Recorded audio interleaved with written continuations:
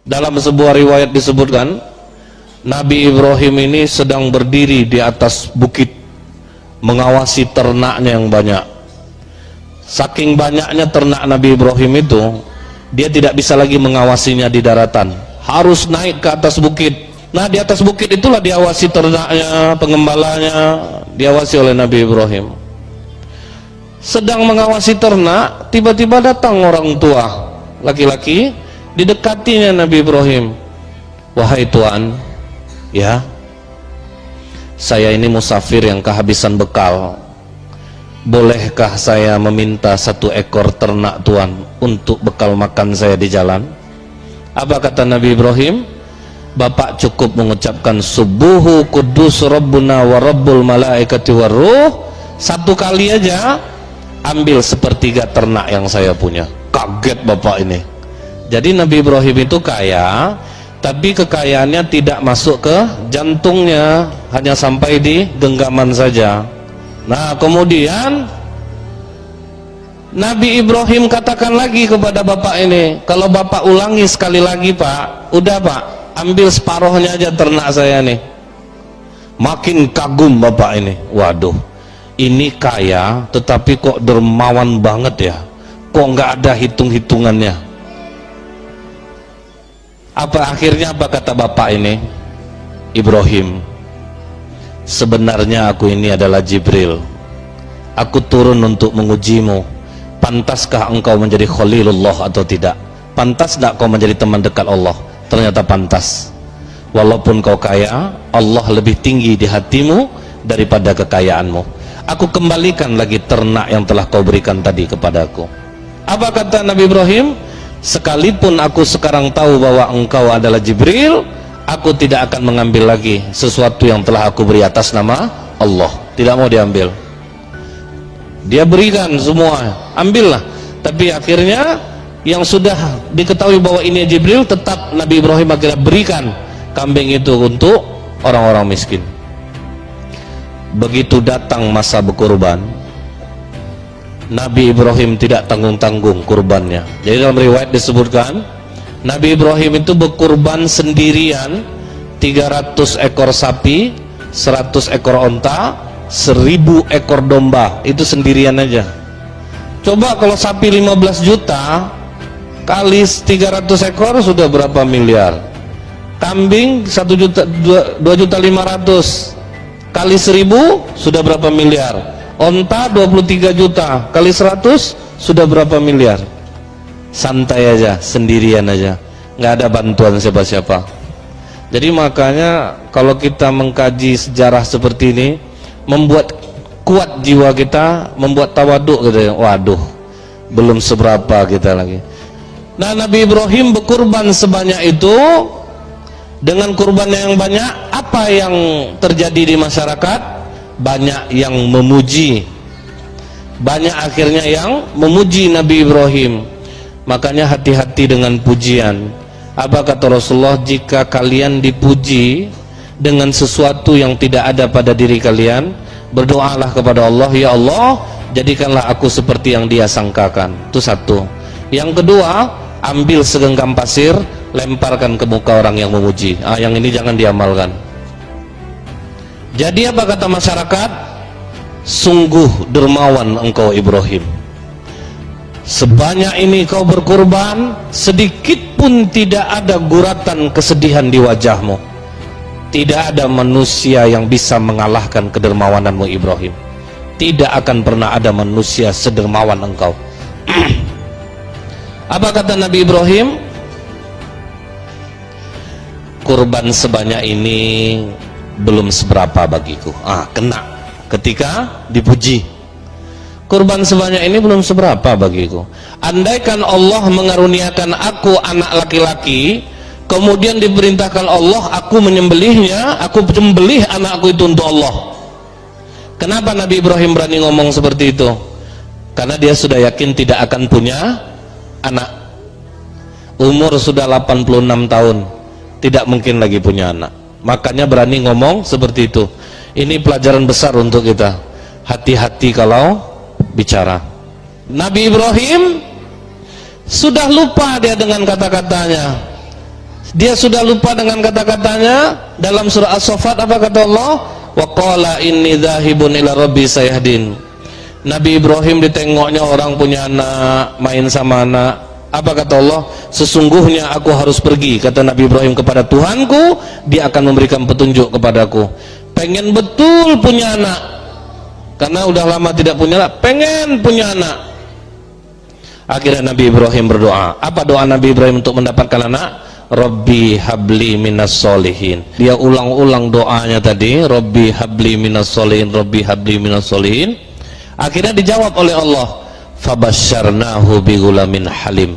Aku karuniakan kau anak yang sabar dan penyantun. Jadi kan dari Siti Sarah tidak punya anak. Umur Siti Sarah juga sudah cukup tua, tetapi kecantikannya masih kalah perempuan-perempuan muda. Maka Siti Sarah bicara kepada Nabi Ibrahim, wahai Ibrahim, kita sudah lama berumah tangga, tapi kita belum juga mendapatkan anak. Bagaimana kalau kau menikah saja dengan Hajar? Rencana Siti Sarah hanya sekedar basa-basi, mengetes-ngetes gitu, karena dia yakin rasanya Nabi Ibrahim tidak akan mau nikah dengan Siti Hajar, karena Siti Sarah ini cantik walaupun dia sudah tua. Rupanya dipelurus oleh Nabi Ibrahim. Iyalah kalau gitu, udah terlanjur ngomong, mau diapakan lagi? Nah, kenapa kita katakan Siti Sarah ini sebenarnya basa-basi? Kalau kita lihat dalam kitab Qisasul Anbiya karya Ibnu Katsir rahimahullah, begitu Nabi Ibrahim nikah sama Hajar, tiap hari Siti Sarah marah kepada Hajar, berantem, ngamuk Siti Sarah. Jadi orang poligami itu, cemburu itu dari zaman dulu tuh udah memang cemburu. Jadi nggak usah heran, pasti ada masalah, itu pasti. Siti Sarah sering ngamuk sama Siti Hajar, sampai Siti Hajar meninggalkan rumah, nggak tahan lagi dia. Malaikat Jibril menghampiri Siti Hajar, wahai Hajar, jangan engkau tinggalkan rumahmu, kau dalam keadaan mengandung. Disitulah Hajar sadar bahwa dia mengandung. Maka ditutupinya lah kandungnya dengan stagen. Jadi perempuan pertama yang menggunakan stagen perut itu adalah Siti Hajar. Cuman kandungan semakin lama semakin besar, tidak bisa ditutupi lagi. Akhirnya Siti Sarah pun tahu dan meradang. Pokoknya begitu lahir anak ini nanti, aku tidak ingin dia dan anaknya ada di dekatku, bawa dia pergi jauh-jauh. Ngamuk Siti Sarah.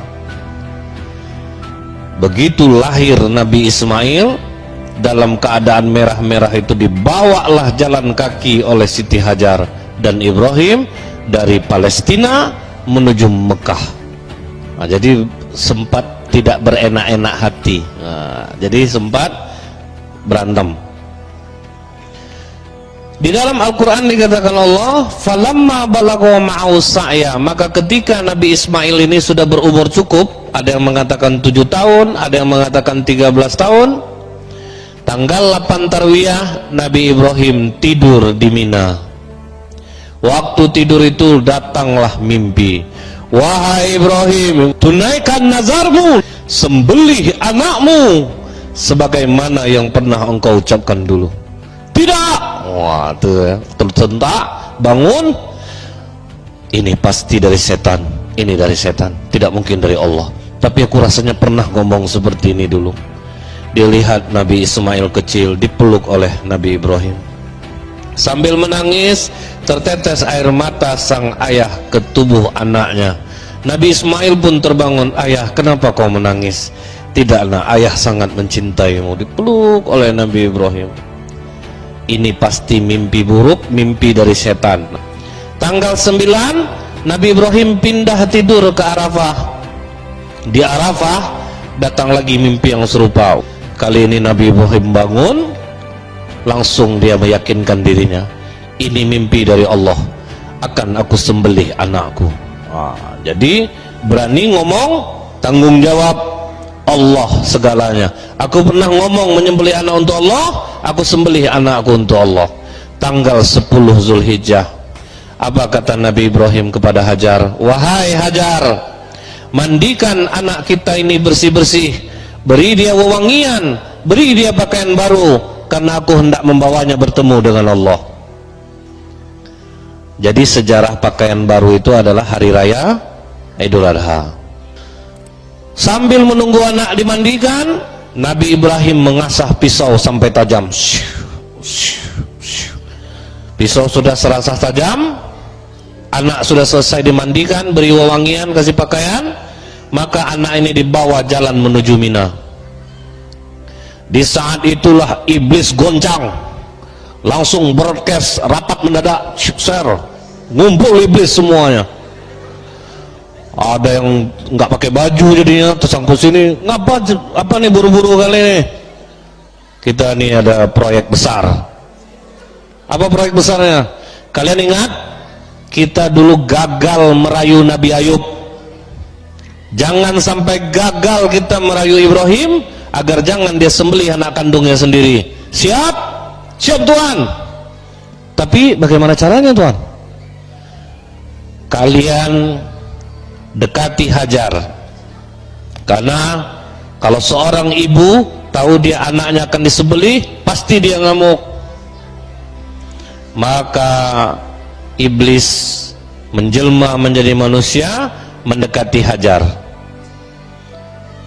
Hajar, ya, tahukah kau mau dibawa kemana anakmu Ismail? Ya, anakku hendak dibawa bertemu dengan Allah. Bohong Hajar. Bohong gimana? Kau hendak nampak tadi suami kau megang pisau? Nampak. Tahu kau guna pisau itu untuk apa? Tidak tahu. Memangnya untuk apa? Dia akan menyembelih anakmu Hajar. Tidak, bohong kalian. Tidak mungkin seorang ayah akan menyembelih anaknya. Tapi katanya dari Allah Hajar. Apa? Dari Allah? Kalau Allah yang memintanya, jangankan leher anakku Ismail, leher aku pun aku mau kalau Allah memintanya. Itu istri solehah. Carilah yang macam ini. Tapi tidak ada lagi. Itu stok terakhir, nggak ada lagi. Jadi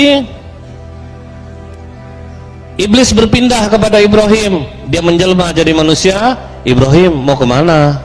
Aku mau nyembelih anakku. Kenapa disembelih anakmu? Aku dulu pernah ngomong, kalau Allah meminta anakku, akan kusembelih anakku untuk Allah. Jadi aku sekarang mau menyembelihnya. Udahlah Ibrahim, minta ampun aja lah kepada Allah. Allah itu kan maha pengampun. Tidak, bukan itu masalahnya. Aku akan tunaikan apa yang pernah kuucapkan. Kalau aku punya anak, akan kusembelih untuk Allah kalau Allah memintanya. Pergi kalian. Kalah iblis. Udah Ismail nih, coba kita rayu. Ismail kan masih kecil.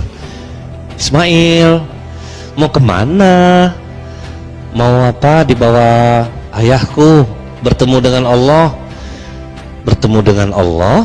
Iya, ayahku yang mengatakannya. Bohong Ismail. Kau lihat ayahmu megang pisau? Iya, aku melihatnya. Kenapa? Kata ayahmu, dia diperintahkan oleh Allah. Oh, Allah yang memerintah ayahku. Dia ambil Nabi Ismail, beberapa butir batu, dilemparnya iblis yang menjelma dari manusia ini. Buta mata kirinya, kena matanya. Itulah sejarah melontar jumroh, dilempar. Sampai di Mina, baru Nabi Ibrahim jujur kepada anaknya. Ini yang diabadikan oleh Allah di dalam surah As-Saffat ayat 102. Apa kata Allah di sini? Kata Nabi Ibrahim kepada Nabi Ismail, wahai anakku, di dalam tidur ayah bermimpi, nak. Ayah diperintahkan Allah untuk membunuhmu, menyembelihmu. Bagaimana menurut pendapatmu, nak? Jadi dia ajaknya anaknya dialog. Apa jawaban Nabi Ismail? Jangan ragu ayah. Laksanakan apa yang diperintahkan Allah kepadamu. Insya Allah kau akan mendapatiku sebagai anak yang sabar. Akhirnya apa kata Allah sini? Falamma aslama wa tallahu lil jabin.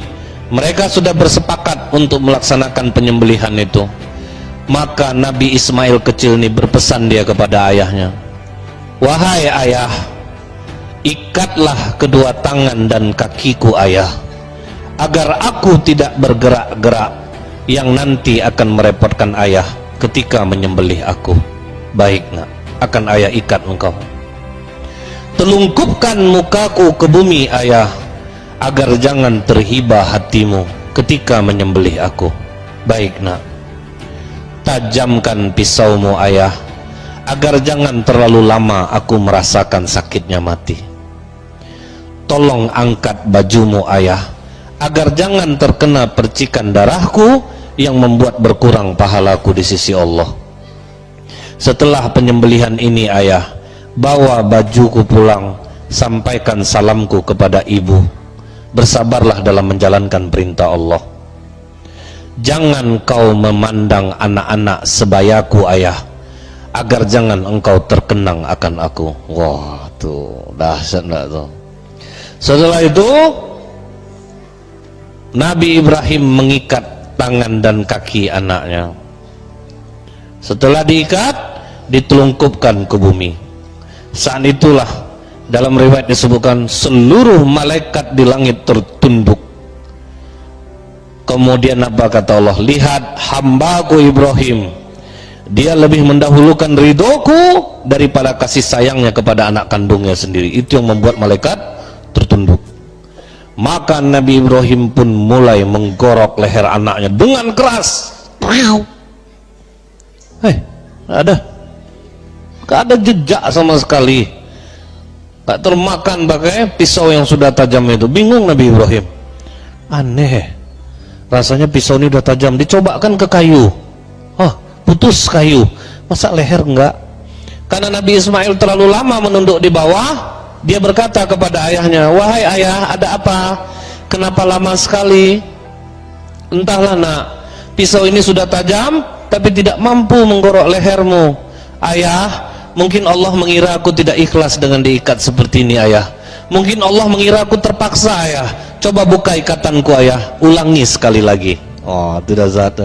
Nah, Nabi Ismail disembelih yang kedua, tetap tidak mempan, tetap tidak ada mau digorok lehernya.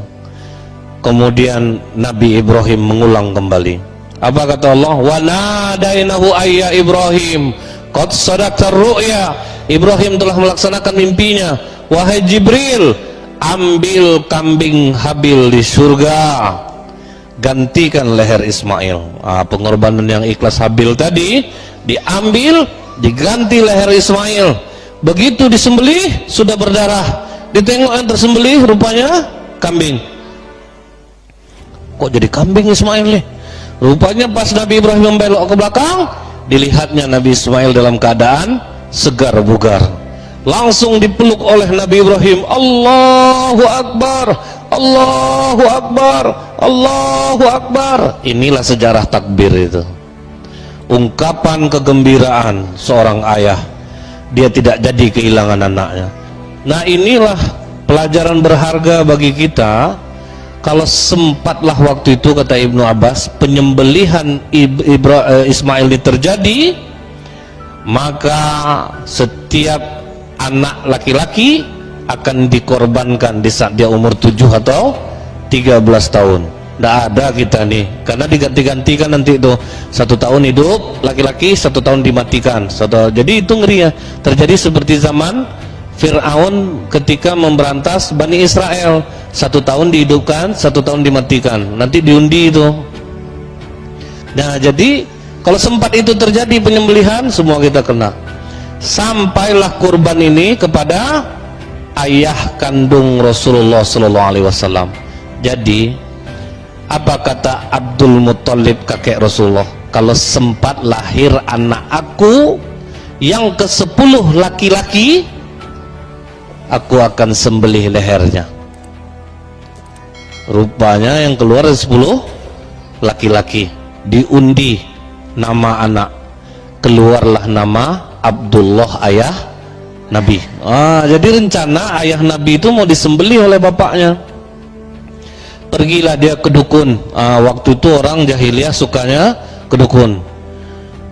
Mbak dukun, aku sayang sama anak aku nih, aku pernah mengucapkan akan menyembelihnya.